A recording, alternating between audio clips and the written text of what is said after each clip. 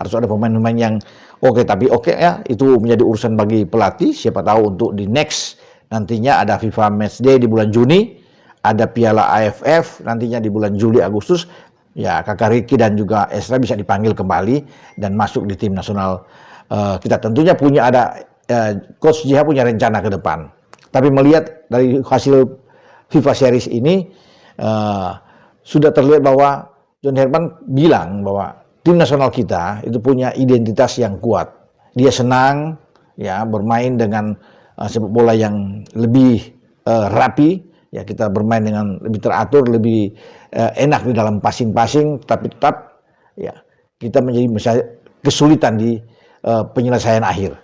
Ya, itulah yang membuat yang saya bilang bahwa harus dipikirkan sesegera mungkin, secepat mungkin untuk menambah kekuatan di lini serang kita. Ya, apapun itu, ya kita memang perlu pemain yang ada di garis depan dan juga seorang pemain yang bisa sama seperti gaya bermain Tom Hai, karena kehilangan Tom Hai juga agak... Yes, alhamdulillah, 10 kabar bagus Timnas Indonesia di sepanjang bulan April tahun 2026. Skuad Garuda punya jadwal super sibuk. Ada juga kabar dari pelatih Timnas Indonesia John Herdman yang ngebet banget ingin juara Piala AFF 2026 usai gagal juara di FIFA Series kemarin. Dan satu berita lagi yang tak boleh kalian lewatkan tentang catat 4 perbedaan Piala AFF dan FIFA ASEAN Cup, mana yang lebih menguntungkan Timnas Indonesia. Ada juga kabar sangat menggembirakan datang dari FIFA untuk Indonesia. Skuad Garuda resmi gantikan Iran di Piala Dunia 2026. Benarkah begitu? Begini faktanya. Tapi, Mimin minta tolong tonton video ini sampai selesai agar tidak ada kesalahpahaman yang terjadi. Dan tak bosan-bosan juga, tolong like dan share video ini ke media sosial kalian agar semua orang tahu apa yang sedang terjadi.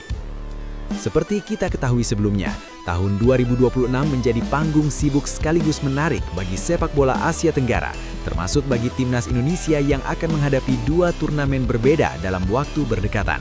Di tengah antusiasme tersebut, muncul pertanyaan besar mengenai perbedaan mendasar antara Piala AFF dan FIFA ASEAN Cup. 2 ajang yang sekilas serupa, namun ternyata memiliki karakter yang sangat berbeda. Berikut ini 3 faktanya. Fakta pertama, penyelenggara berbeda menentukan nilai prestis.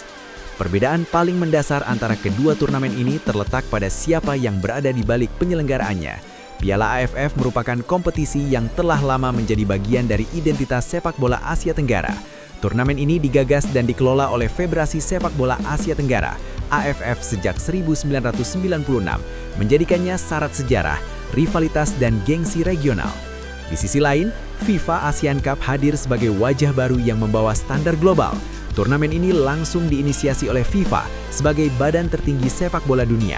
Langkah ini merupakan bagian dari visi Presiden FIFA Gianni Infantino untuk meningkatkan kualitas dan daya saing sepak bola di kawasan Asia Tenggara.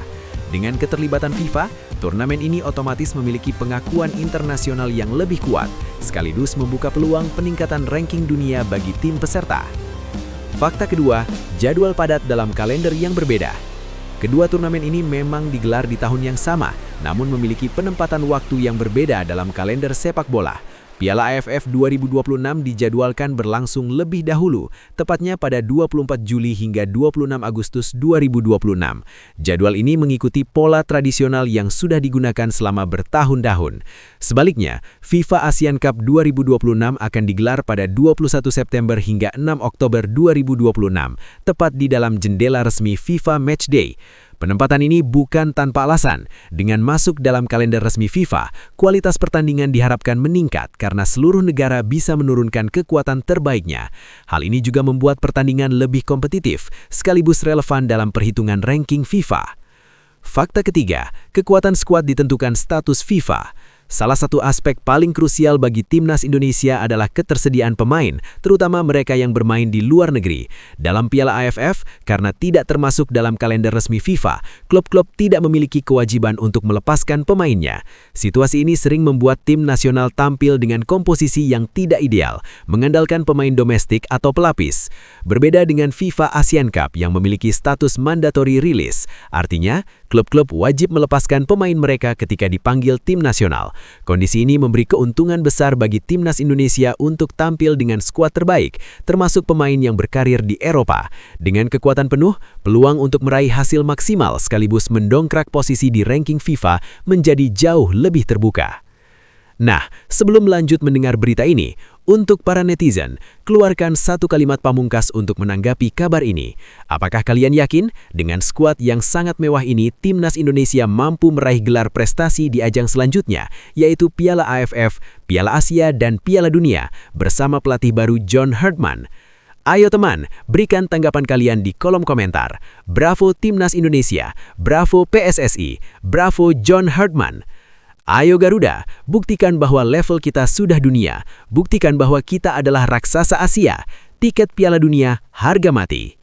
Di sisi lain, jangan lupa juga satu kalimat khusus untuk Erick Thohir CS yang sedang berusaha keras memajukan sepak bola Indonesia. Silakan tulis di kolom komentar. Ayo terbang tinggi Garuda. Mari kita lanjut teman-teman. Pada akhirnya, kedua turnamen ini menawarkan nilai yang berbeda. Piala AFF tetap menjadi simbol supremasi dan kebanggaan kawasan, sementara FIFA Asian Cup menjanjikan panggung yang lebih luas dengan standar internasional. Bagi timnas Indonesia, tahun 2026 bukan hanya tentang ikut serta, tetapi tentang bagaimana memaksimalkan dua peluang besar untuk mengukir prestasi di level regional dan global. Melihat taktik John Herdman, legenda Liga Indonesia ini teringat sosok Shin Tae-yong, gak jauh beda. Debut John Herdman bersama timnas Indonesia di ajang FIFA Series 2026 langsung memantik perhatian. Meski belum menghadirkan gelar juara, sentuhan awalnya menghadirkan optimisme baru di tengah supporter dan pengamat. Gaya bermain yang ditampilkan terasa familiar, seolah mengulang jejak pendekatan pelatih sebelumnya, namun dengan nuansa berbeda. Berikut ini 3 faktanya. Fakta pertama, sentuhan berani dalam eksperimen posisi pemain. Dalam 2 laga awalnya, John Herdman menunjukkan keberanian yang jarang terlihat dengan menempatkan pemain di posisi yang tidak biasa. Keputusan ini bukan tanpa dasar, melainkan hasil dari analisis mendalam terhadap karakter dan pengalaman pemain di klub masing-masing. Pendekatan ini memberi warna baru pada fleksibilitas permainan timnas Indonesia. Christian Carrasco menyoroti hal tersebut sebagai langkah cerdas. Ia menyebut, "Aku lihat dari dia sangat pintar karena kita bisa lihat dia sangat berani untuk pakai pemain di posisi lain." Pernyataan ini menggambarkan bahwa Herdman bukan sekedar mencoba, tetapi benar-benar memahami potensi tersembunyi yang bisa dimaksimalkan dari setiap pemain. Fakta kedua, gaya pressing yang mengingatkan era sebelumnya. Permainan yang dibangun Herdman ternyata mengingatkan banyak pihak pada era Shin Tae-yong. Intensitas pressing yang tinggi masih menjadi ciri khas utama dalam membongkar pertahanan lawan. Hal ini menunjukkan bahwa fondasi permainan agresif tetap dipertahankan sebagai identitas timnas Indonesia. Namun Carrasco melihat perbedaan mendasar dalam penerapannya. Menurut saya gak terlalu jauh dari waktu kita bermain dengan Shin Tae-yong. Dia juga suka pressing. Kesamaan ini menjadi bukti bahwa transisi kepelatihan tidak menghapus filosofi dasar, melainkan mengembangkannya ke arah yang lebih matang. Fakta ketiga, lebih berani menguasai bola sepanjang laga. Jika pada era sebelumnya pressing sering langsung diarahkan untuk serangan cepat ke gawang lawan, kini Herdman membawa pendekatan yang lebih sabar. Timnas Indonesia terlihat lebih nyaman dalam menguasai bola dan mengontrol ritme permainan, sebuah perubahan yang memberi dimensi baru dalam strategi menyerang. Carrasco menjelaskan perbedaan tersebut dengan jelas. Bedanya kalau sama Shin Tae-yong kita pressing langsung cepat ke gawang lawan. Tapi kalau sekarang dia tetap pressing tapi kita lebih berani untuk kuasai bola. Perubahan ini membuka peluang bagi timnas Indonesia untuk bermain lebih taktis dan tidak terburu-buru dalam membangun serangan. Meski baru menjalani 2 pertandingan, harapan terhadap John Herdman terus tumbuh. Dukungan tidak hanya datang dari supporter, tetapi juga dari para pelaku sepak bola yang ingin melihat timnas Indonesia berkembang lebih jauh. Dengan potensi kembalinya pemain-pemain penting dari cedera, kekuatan tim diyakini akan semakin solid di masa depan. Hasil final Piala AFF Futsal 2026, kalah 1-2 dari Thailand. Timnas Indonesia gagal pertahankan gelar juara. Malam yang penuh harapan berubah menjadi kisah getir bagi timnas futsal Indonesia. Bertanding di Nontaburi Hall, Bangkok, skuad Garuda datang dengan ambisi mempertahankan gelar, namun harus mengakui keunggulan Thailand dengan skor tipis 1-2. Laga yang berlangsung sengit ini menghadirkan drama hingga detik terakhir yang akhirnya memastikan Indonesia hanya mampu finish sebagai runner-up. Berikut ini 3 faktanya. Fakta pertama, keunggulan sempat tercipta namun sirna di detik akhir babak pertama. Timnas futsal Indonesia tampil agresif sejak awal pertandingan dengan intensitas serangan tinggi. Upaya demi upaya dibangun dengan rapi, termasuk peluang emas dari Aditya Priyambudi yang nyaris membuka keunggulan lebih awal. Tekanan yang terus dilancarkan akhirnya membuahkan hasil saat Andres Dwi berhasil mencetak gol pada menit 15,47 memanfaatkan umpan matang dari Adityas. Namun keunggulan tersebut tidak bertahan lama. Ketika kemenangan di babak pertama sudah di depan mata, Indonesia justru dihantam situasi tak terduga. Thailand mendapatkan second penalty hanya 2 detik sebelum turun minum. Itika Prapapan yang menjadi eksekutor menjalankan tugasnya dengan tenang dan menyamakan kedudukan menjadi 1-1. Gol ini menjadi titik balik yang mengubah momentum pertandingan. Fakta kedua, dominasi Thailand di babak kedua menjadi penentu. Memasuki babak kedua, permainan Indonesia terlihat menurun dibandingkan babak pertama. Intensitas serangan yang sebelumnya agresif mulai berkurang dan memberikan ruang bagi Thailand untuk mengambil alih kendali permainan. Serangan bertubi-tubi dari tuan rumah membuat lini pertahanan Indonesia berada dalam tekanan konstan. Dominasi tersebut akhirnya berbuah hasil ketika Panut Kitipan-Wong mencetak gol melalui sepakan keras saat laga menyisakan 09,03 menit. Gol ini tidak hanya membawa Thailand unggul, tetapi juga semakin meningkatkan kepercayaan diri mereka. Sementara Indonesia terlihat kesulitan mengembalikan ritme permainan yang sempat hilang. Strategi power play tak mampu selamatkan Indonesia. Dalam kondisi tertinggal, pelatih Hector Souto mencoba berbagai cara untuk mengejar ketertinggalan, termasuk menerapkan strategi power play. Langkah ini bertujuan meningkatkan daya serang dengan resiko mengorbankan keseimbangan pertahanan. Kembali bermain untuk Go Ahead Eagles usai polemik Passport Gate, Dean James lega rasanya. Kembali bermain untuk Go Ahead Eagles usai polemik Passport Gate menjadi penanda berakhirnya sebuah periode sulit bagi Dean James. Setelah sempat terjerat polemik paspor yang mengganggu kariernya di Go Ahead Eagles, sang bek kiri akhirnya kembali merumput di kompetisi Eredivisie.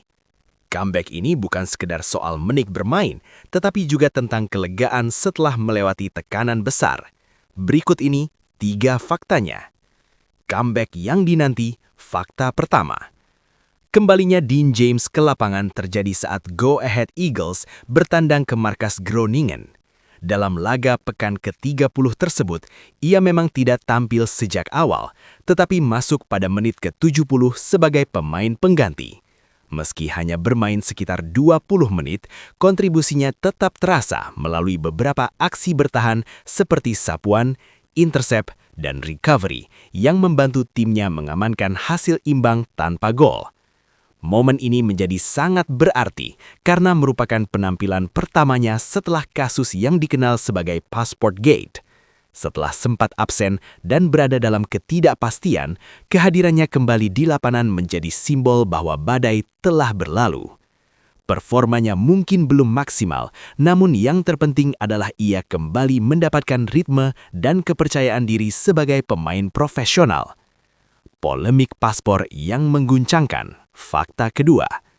Masalah bermula ketika NAC Breda mengajukan protes terkait status kewarganegaraan Dean James.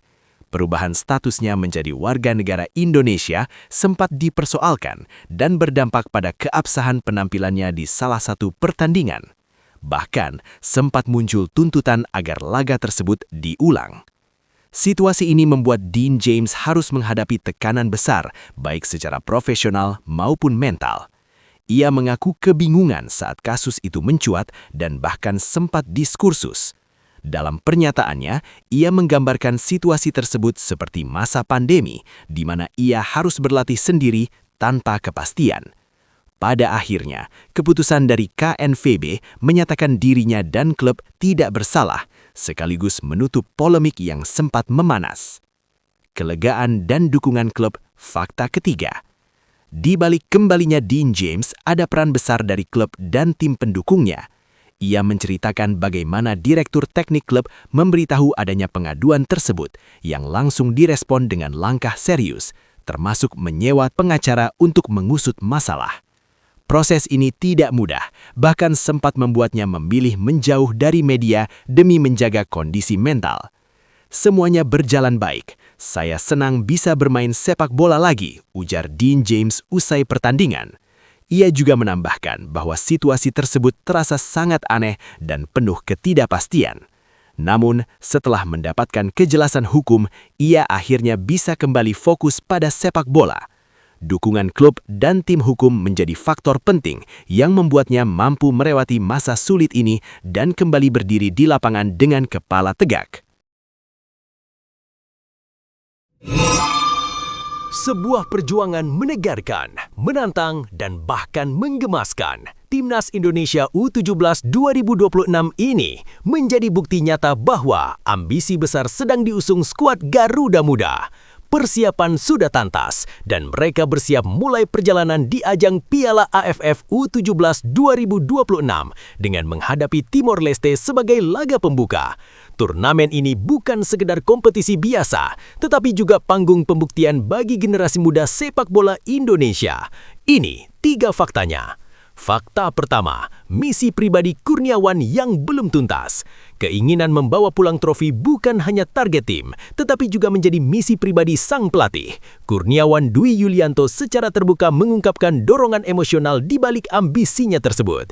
Ia merasa masih memiliki tanggung jawab yang belum terselesaikan sejak masa aktif sebagai pemain.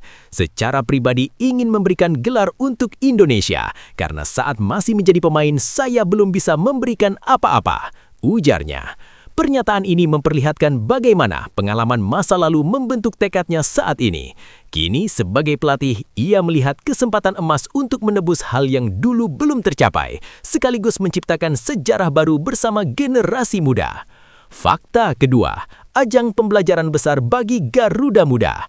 Turnamen ini menjadi lebih dari sekedar perebutan gelar karena sebagian besar pemain masih berada di tahap awal karir mereka. Banyak dari mereka bahkan belum merasakan atmosfer kompetisi di level senior, meski beberapa sudah mulai mencicipi latihan bersama tim utama klub. Kurniawan menilai kondisi ini justru menjadi peluang besar untuk pembentukan mental dan pengalaman bertanding. Ia menegaskan bahwa turnamen seperti Piala AFF U17 2026 sangat penting untuk menempa karakter pemain muda sebelum benar-benar terjun ke level profesional. Pengalaman bertanding di bawah tekanan dan ekspektasi publik akan menjadi bekal berharga untuk masa depan mereka. Fakta ketiga, tantangan berat di grup neraka. Langkah Timnas Indonesia U17 2026 tidak akan mudah sejak fase grup. Mereka tergabung di grup A bersama Vietnam, Malaysia, dan Timor Leste yang dikenal memiliki perkembangan sepak bola usia muda yang kompetitif di kawasan Asia Tenggara. Bermain sebagai tuan rumah di Jawa Timur, tepatnya di Sidoarja dan Gresik, memberikan keuntungan tersendiri, namun juga membawa tekanan besar. Dukungan publik menjadi energi tambahan, tetapi ekspektasi tinggi bisa menjadi beban jika tidak dikelola dengan baik. Laga perdana melawan Timor Leste akan menjadi penentu ritme awal perjalanan mereka di turnamen ini. Tekad besar yang dibawa Kurniawan dan skuad muda Indonesia menjadi sinyal bahwa generasi baru sepak bola nasional tengah bersiap menciptakan cerita mereka sendiri. Jalan yang dilalui memang tidak mudah, tetapi justru disitulah nilai perjuangannya. Setiap mimpi besar selalu dimulai dari langkah pertama yang penuh keyakinan. Tekanan dan rintangan bukan untuk dihindari, melainkan untuk dilampaui. Saat keberanian bertemu kerja keras, disitulah peluang juara mulai terbuka. Lebih lanjut, situasi ini menunjukkan perpaduan antara ambisi besar dan realitas proses yang harus dilalui. Target juara memang terdengar tinggi, tetapi justru itulah yang bisa memantik mental kompetitif sejak usia muda. Ada dorongan emosional dari pelatih yang bisa menjadi energi tambahan bagi tim, terutama karena datang dari pengalaman pribadi yang belum tuntas. Di sisi lain, komposisi pemain yang masih minim pengalaman menjadi tantangan nyata. Turnamen seperti ini seringkali tidak hanya menguji teknik, tetapi juga ketahanan mental, terutama saat menghadapi tekanan sebagai tuan rumah dan ekspektasi publik. Grup yang diisi tim kuat kawasan Asia Tenggara semakin menuntut kesiapan yang matang, bukan hanya dari segi strategi tetapi juga kedewasaan bermain. Jika mampu mengelola tekanan menjadi motivasi, tim ini punya peluang untuk berkembang jauh melampaui ekspektasi awal. Namun jika tidak, ambisi besar bisa berubah menjadi beban yang justru menghambat performa di lapangan. Langkah besar selalu dimulai dari keberanian untuk bermimpi tinggi. Tidak ada juara yang lahir tanpa proses panjang, tanpa jatuh bangun dan tanpa tekanan. Justru dari tantangan itulah mental kuat terbentuk dan karakter pemenang ditempa. Setiap pertandingan adalah kesempatan untuk membuktikan bahwa kerja keras tidak pernah mengkhianati hasil. Usia muda bukan alasan untuk ragu, tetapi justru waktu terbaik untuk menunjukkan potensi tanpa batas. Bermain dengan hati, disiplin, dan keyakinan bisa mengubah hal yang terlihat mustahil menjadi kenyataan. Percaya pada proses, nikmati setiap momen di lapangan, dan jadikan setiap rintangan sebagai bahan bakar untuk melangkah lebih jauh. Karena pada akhirnya yang berani bertahan dan terus berjuanglah yang akan berdiri sebagai pemenang.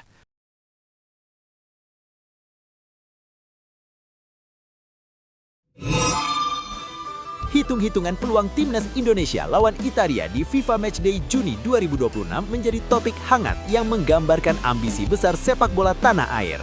Di tengah persiapan menghadapi agenda internasional, peluang mempertemukan timnas Indonesia dengan raksasa Eropa seperti Italia membuka harapan sekaligus tantangan besar. Dalam dinamika tersebut ada 3 faktanya. Fakta pertama, koneksi kuat jadi jalan pembuka. Peluang mempertemukan timnas Indonesia dengan Italia tak lepas dari kekuatan relasi yang dimiliki federasi.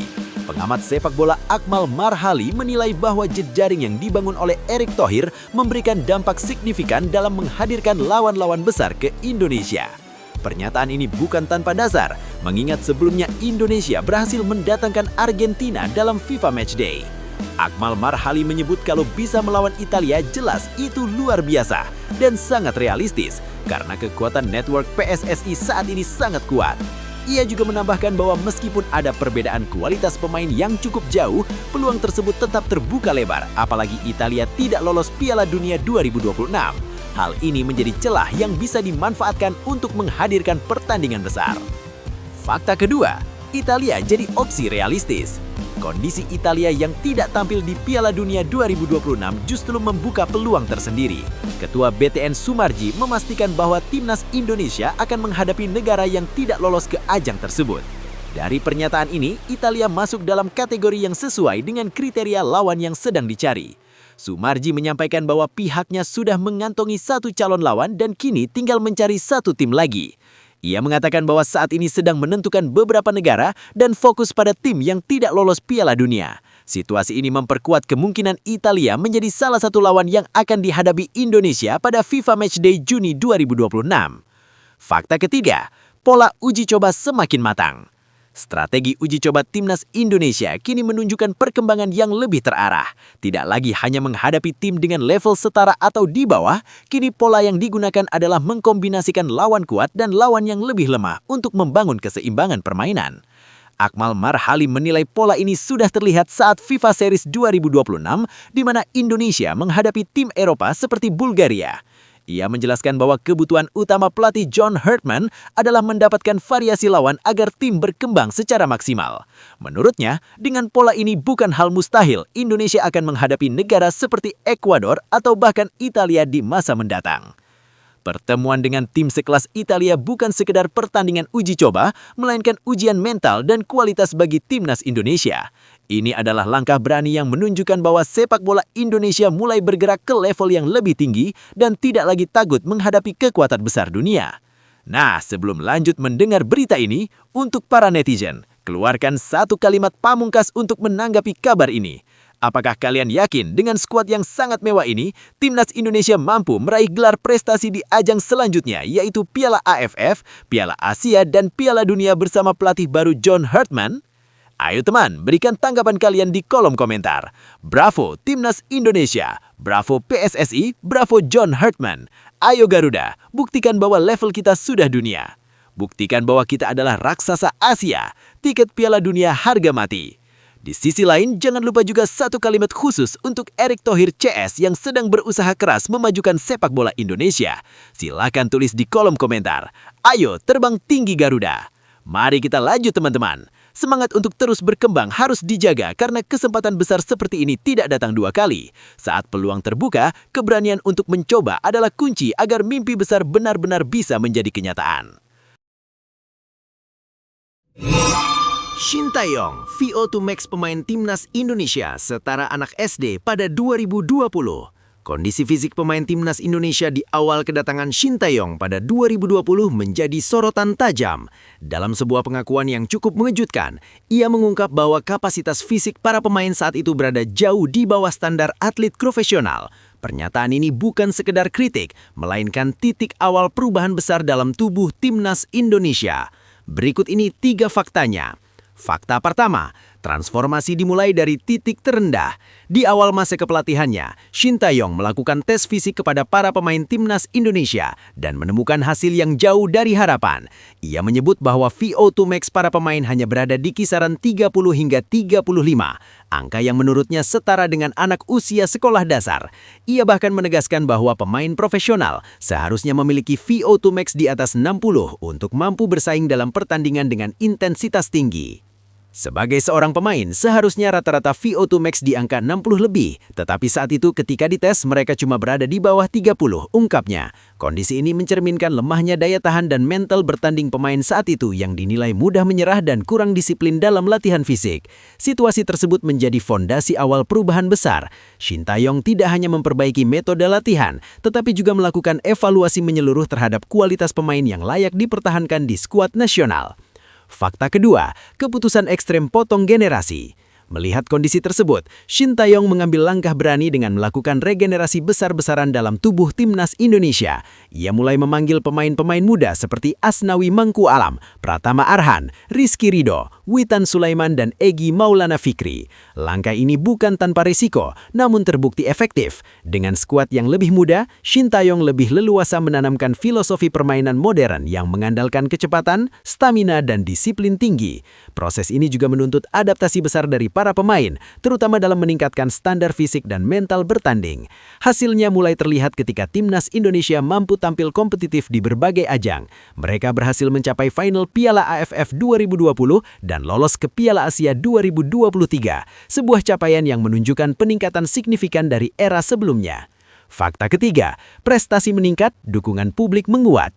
Perubahan yang dibawa Shin Tae-yong tidak hanya berdampak pada performa tim, tetapi juga mengembalikan kepercayaan publik terhadap Timnas Indonesia. Di bawah kepemimpinannya, Timnas Indonesia mencatat sejumlah pencapaian penting, termasuk menembus babak 16 besar Piala Asia 2023 dan melaju ke babak ketiga kualifikasi Piala Dunia 2026 zona Asia. Di level usia muda, prestasi tak kalah gemilang juga diraih. Timnas Indonesia U23 bahkan berhasil mencapai semifinal dan nyaris mencetak sejarah dengan peluang tampil di Olimpiade Paris 2024. Rentetan hasil ini membuat Shin Tae-yong mendapatkan tempat khusus di hati para supporter sepak bola tanah air. Namun di tengah dukungan besar tersebut, keputusan mengejutkan datang ketika PSSI mengakhiri kerjasama dengan Shin Tae-yong pada awal 2025. Meski begitu, warisan perubahan yang ia tinggalkan tetap menjadi fondasi penting bagi perkembangan sepak bola Indonesia ke depan. Tim Gaipens kaget, kehilangan hak sebagai warga negara Belanda setelah pegang paspor Indonesia. Kisah ini menggambarkan sisi lain dari proses naturalisasi pemain sepak bola yang jarang tersorot. Di tengah ambisi memperkuat Timnas Indonesia, tim Gaipens justru harus menghadapi konsekuensi hukum yang tak terduga di Belanda. Dari status kewarganegaraan hingga izin kerja, semuanya sempat mengguncang karirnya. Berikut ini 3 faktanya. Kaku setelah lama menepi. Fakta pertama. Setelah melewati masa sulit akibat polemik administrasi, tim Gaipens akhirnya kembali menginjak lapangan bersama FCMN. Namun, absennya dari latihan dan pertandingan selama beberapa waktu membuatnya harus beradaptasi ulang. Ia mengakui bahwa sentuhan bolanya sempat terasa kaku, sesuatu yang wajar bagi pemain yang kehilangan ritme kompetitif. Meski begitu, proses pemulihan berjalan cepat. Dalam keterangannya, ia mengungkapkan kebahagiaannya saat mendapat kabar bisa kembali bermain. Ia mengatakan bahwa dirinya bangun pagi dengan perasaan sangat gembira setelah pengacaranya memberi kabar bahwa ia diizinkan kembali ke lapangan. Kondisi fisiknya sudah disebut prima, hanya butuh sedikit waktu untuk mengembalikan kontrol permainan seperti semula. Kehilangan status yang tak disadari, fakta kedua. Masalah terbesar yang dihadapi Gaipens justru datang dari hal yang tidak ia duga. Setelah resmi menjadi warga negara Indonesia, ia otomatis kehilangan status kewarganegaraan Belanda. Hal ini terjadi karena kedua negara tidak mengakui kewarganegaraan ganda. Situasi tersebut membuatnya terkejut. Ia merasa aneh karena tiba-tiba dianggap ilegal di negara tempat ia lahir dan tumbuh besar. Ia mengungkapkan bahwa dirinya baru menyadari konsekuensi tersebut setelah semuanya terjadi. Ia juga menyinggung kemungkinan perubahan aturan di masa depan, sembari menyayangkan kurangnya koordinasi antar pihak terkait dalam proses tersebut. Kembali bermain di tengah sorotan fakta ketiga. Setelah polemik panjang, Gaipens akhirnya mengantongi izin kerja jangka panjang hingga 2031. Hal ini menjadi titik terang bagi kariernya yang sempat terhenti. Ia pun kembali tampil bersama FCMN, menandakan comeback-nya dalam pertandingan melawan RKC Waalwijk. Namun, sorotan publik selama kasus berlangsung meninggalkan kesan tersendiri. Ia mengaku tidak nyaman karena perhatian lebih banyak tertuju pada masalah di luar lapangan dibanding performanya sebagai pemain. Ia menegaskan bahwa situasi tersebut tidak menyenangkan, tetapi kini ia ingin membalikan keadaan dan kembali fokus pada kontribusinya di lapangan. Maarten Paes buktikan kualitas bersama Ajax usai jadi tertawaan ex-pemain Belanda. Bintang Timnas Indonesia lakukan super save. Sorotan tajam sempat mengarah kepada Maarten Paes ketika namanya menjadi bahan candaan di ruang diskusi sepak bola Belanda. Namun, kiper Ajax Amsterdam itu memilih menjawab dengan cara paling lantang, bukan lewat kata-kata, melainkan lewat aksi di atas lapangan. Penampilan solidnya saat menghadapi Heracles Almelo menjadi bukti bahwa kritik bisa berubah menjadi bahan bakar. Ada 3 faktanya. Fakta pertama, dari bahan ejekan menjadi sorotan publik. Nama Maarten Paes sempat menjadi bahan olok-olok dalam sebuah podcast yang menghadirkan ex-pemain Belanda seperti Rene van der Gijp dan Wim Kieft. Dalam perbincangan tersebut, keduanya bahkan tertawa setiap kali nama Paes disebut, seolah meragukan kualitasnya sebagai penjaga gawang di level tinggi. Kritik itu tidak hanya menyasar performa terkini, tetapi juga rekam jejaknya di masa lalu. Komentar bernada sarkastik pun bermunculan. NEC, 0 pertandingan dimainkan, 0 kemenangan. Saya hanya membacakan semuanya, ujar Michel van Egmond dalam diskusi tersebut, yang langsung disambut gelak tawa. Bahkan masa lalu Paes disebut sebagai puncak karier dengan nada sindiran. Situasi ini memperlihatkan bagaimana reputasi seorang pemain bisa dengan mudah dipatahkan oleh opini publik, terlebih ketika statistik lama kembali diungkit tanpa konteks yang utuh. Fakta kedua, tampil tenang di tengah tekanan besar. Alih-alih terpancing emosi atau memberikan respon verbal, Paes memilih diam dan fokus pada pertandingan. Ketika Ajax bertandang ke markas Heracles, ia menunjukkan ketenangan luar biasa sebagai penjaga gawang. Dalam pertandingan yang tidak mudah, terutama setelah timnya harus bermain dengan 10 orang akibat kartu merah Takehiro Tomiyasu, Paes justru tampil semakin kokoh. Tekanan demi tekanan datang ke lini pertahanan Ajax, terutama di menit-menit akhir. Namun Paes tidak kehilangan fokus. Ia membaca arah bola dengan baik, mengatur lini belakang, dan memastikan tidak ada celah yang bisa dimanfaatkan lawan. Dalam situasi seperti ini, kualitas mental seorang kiper benar-benar diuji, dan Paes berhasil menjawabnya dengan performa yang stabil. Fakta ketiga, super save yang jadi pembuktian. Momen paling menentukan terjadi di masa injury time. Sebuah tembakan keras dari luar kotak penalti mengarah ke gawang Ajax berpotensi menggagalkan kemenangan yang sudah di depan mata.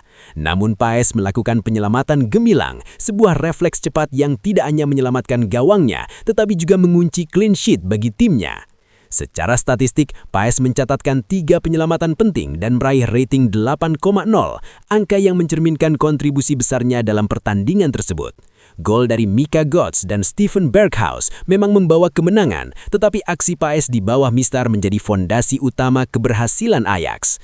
Lebih dari sekedar angka, penampilan ini adalah jawaban tegas atas segala keraguan yang sempat diarahkan kepadanya. Di balik kemenangan itu, tersimpan cerita tentang mentalitas. Paes tidak hanya membungkam kritik, tetapi juga menunjukkan bahwa tekanan bisa menjadi panggang pembuktian. Dalam dunia sepak bola yang keras dan penuh sorotan, ketenangan seperti ini adalah kualitas yang tak ternilai.